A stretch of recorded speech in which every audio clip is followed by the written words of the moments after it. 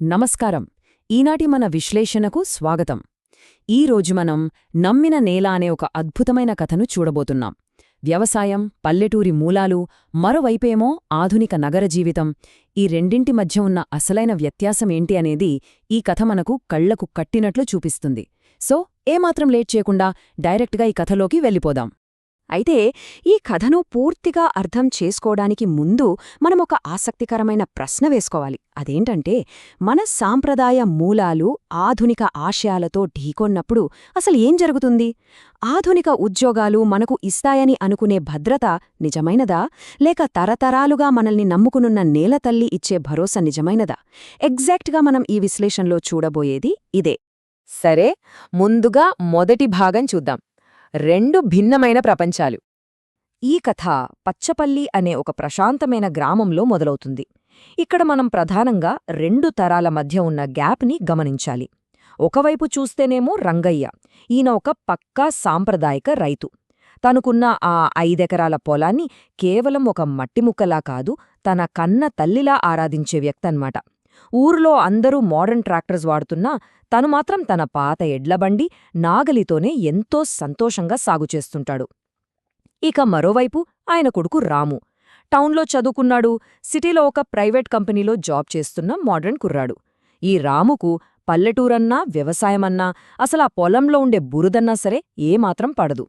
సిటీలో ఉండే ఆ కార్పొరేట్ లైఫ్, కంఫర్ట్స్ మాత్రమే అతనికి కావాలి. ఇప్పుడు రెండవ భాగం, విలువల సంఘర్షణ. సహజంగానే ఇలాంటి భిన్నమైన ఆలోచనలు ఉన్నప్పుడు ఎప్పుడోకప్పుడు గొడవరావడం పక్కా కదా. ఆ ఘర్షణ ఒకరోజు రాత్రి భోజనం టైంలో బయటపడింది. ఊరిలో ఉన్న పొలాన్ని అమ్మేసి సిటీలో మంచి ఇల్లు కొందాం అని రాము అన్నప్పుడు రంగయ్య ఎంతో ఆవేదనతో అన్న అద్భుతమైన మాట ఇది. ఈ పొలం కేవలం ఆస్తి కాదురా, ఈ మట్టిలో మా తాత ముత్తాతల చెమట ఉంది, నన్ను సాకిన తల్లి ఇది. వినడానికే ఎంతో పవర్ఫుల్గా ఉంది కదా. తండ్రి చెప్పిన ఈ మాటలు ఆయనకు ఆ నేలమీదున్న మమకారాన్ని అద్భుతంగా చూపిస్తాయి. ఆ నేలను అమ్మడమంటే తనని తాను అమ్ముకోవడమే అని ఆయన ఫిక్స్ అయిపోయాడు. ప్రాణమున్నంతవరకు ఆ నేలను పరాయివాళ్ల చేతిలో పెట్టను అని తేల్చి చెప్పేసరికి రాముకు విపరీతమైన కోపమొచ్చి ఆ రాత్రి ఎవరికీ చెప్పకుండా తిరిగి సిడ్డీకి వెళ్ళిపోతాడు. ఇక మూడవ భాగం, ద్విముఖ సంక్షోభం. అంటే ఇద్దరికీ ఒకేసారి ఎదురైన కష్టం. ఆ తండ్రి కొడుకులు ఎంచుకున్న దారుల్లో వాళ్లకు ఎలాంటి ఊహించని కష్టాలు ఎదురయ్యాయో ఇప్పుడు చూద్దాం. అలా కొన్ని నెలలు గడిచిపోయాయి. అటు పచ్చపల్లి గ్రామంలో చూస్తే ఊహించని విధంగా అసలు వర్షాలే పడక ఒక భయంకరమైన కరువొచ్చింది. ఊర్లో ఉన్న బోరుబావులన్నీ చుక్క నీరు లేకుండా పూర్తిగా ఎండిపోయాయి. ఎగ్జాక్ట్గా అదే టైంకి ఇటు సిటీలో రాము పనిచేస్తున్న ప్రైవేట్ కంపెనీ హఠాత్తుగా మూతపడింది. అంటే రాత్రికి రాత్రే రాము నమ్ముకున్న ఆ మోడర్న్ కార్పొరేట్ జీవితం పేకమేడలా కుప్ప కూలిపోయిందన్మాట. ఈ రెండు విపత్తుల తర్వాత అస్సలు వాళ్ళిద్దరి పరిస్థితులు ఎలా మారిపోయాయో ఒకసారి కంపేర్ చేసి చూద్దాం. సిటీలో రాము పరిస్థితైతే చాలా దారుణంగా తయారైంది. చేతిలో ఒక్క పైసా ఆదాయం లేదు, కనీసం రూమ్ రెంట్ కట్టడానికి కూడా డబ్బుల్లేవు. పోనీ ఆదుకుందామంటే అక్కడ తెలిసిన వాళ్ళెవ్వరూ లేరు. రాము సిటీలో పూర్తిగా దిక్కులేనివాడయ్యాడు. కాని గ్రామంలో పరిస్థితి కంప్లీట్గా డిఫరెంట్. తీవ్రమైన కరువు వల్ల మిగతా రైతులంతా భయంతో వ్యవసాయం వదిలేస్తే రంగయ్య మాత్రం ఏమాత్రం వెనక్కు తగ్గలేదు. ఎండనక వాననక పక్కనే ఉన్న ఒక చిన్న వాగునుంచి కావిడితో నీళ్లు మోసుకొని వచ్చి అలుపెరగకుండా పోరాడి తన పంటని కాపాడుకున్నాడు. గ్రేట్ కదా. ఇప్పుడు ఫైనల్ అండ్ ఫోర్త్ పార్ట్, నమ్మిన నేల. మన కథలో అత్యంత భావోద్వేగభరితమైన ఘట్టం ఇదే. సిటీలో అన్నీ కోల్పోయి అవమానంతో, ఆకలితో ఏం చేయాలో దిక్కుతోచని స్థితిలో రాము మళ్లీ తన సొంత ఊరికి వస్తాడు. కరువుతో ఊరంతా ఎండిపోయి ఉంటుందేమో అని భయపడుతూ వచ్చిన రాముకు అక్కడ ఒక అద్భుతం కనిపిస్తుంది.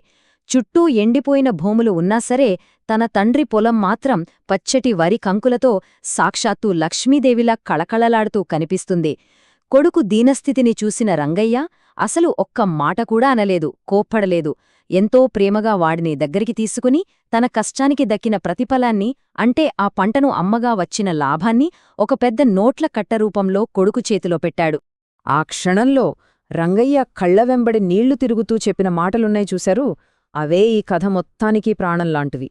ఆయనేమన్నాడంటే, సిటీలో నిన్ను నమ్ముకున్న కంపెనీ నిన్ను వదిలేసిందేమో కాని ఈ మట్టిని నమ్ముకుంటే ఇది ఎప్పటికీ మనల్ని వదిలిపెట్టదురా అని. నిజంగా నేలతల్లి పట్ల ఆయనకున్న నమ్మకానికి ఇంతకంటే గొప్ప ఉదాహరణేముంటుంది చెప్పండి. ఎంత కష్టకాలంలోనైనా, కరువు సమయంలోనైనా సరే శ్రమను నమ్ముకుంటే ఈ నమ్మిన నేల మనల్ని ఎప్పుడూ మోసం చేయదు అనే అద్భుతమైన సందేశమిది. తండ్రి చెప్పిన ఆ ఒక్క మాటతో రాము ఆలోచనా విధానం మొత్తం మారిపోయింది. సిటీలో ఉండే ఆ ఫేక్ లైఫ్, ఆ కంఫర్ట్స్ కంటే ఎల్లప్పుడూ మనకు అండగా ఉండే సొంత ఊరు, ఆ మట్టి ఎంతో విలువైనవి అని రాముకు గట్టిగా అర్థమైపోయింది. వెంటనే తన తండ్రి కాళ్లపై పడి క్షమాపణలు అడిగాడు. ఇంకెప్పుడూ ఆ సిటీ ఉద్యోగం పేరు ఎత్తకూడదని డిసైడైపోయి తండ్రితో పాటే ఆ పొలంలో వ్యవసాయం చేయడానికి సిద్ధపడతాడు. ఇక మనం ఈ విశ్లేషణ ముగింపుకు వచ్చేశాం. ముగించే ముందు మనమందరం నిజాయితీగా ఆలోచించాల్సిన ఒక లోతైన ప్రశ్న ఉంది. అసలు నిజమైన భద్రత ఎక్కడుంది? మనం పరిగెడుతున్న ఆధునిక ఆశయాలలో ఉందా, లేక మనం వదిలేసి వెళ్తున్న మన మూలాలలో ఉందా? ఎప్పుడేం జరుగుతుందో తెలియని ఈ ఫాస్ట్ ప్రపంచంలో మనకు దొరికే నిజమైన అండ ఎక్కడుంది అనేది ఈ కథ మనల్ని చాలా స్ట్రాంగ్గా ప్రశ్నిస్తోంది.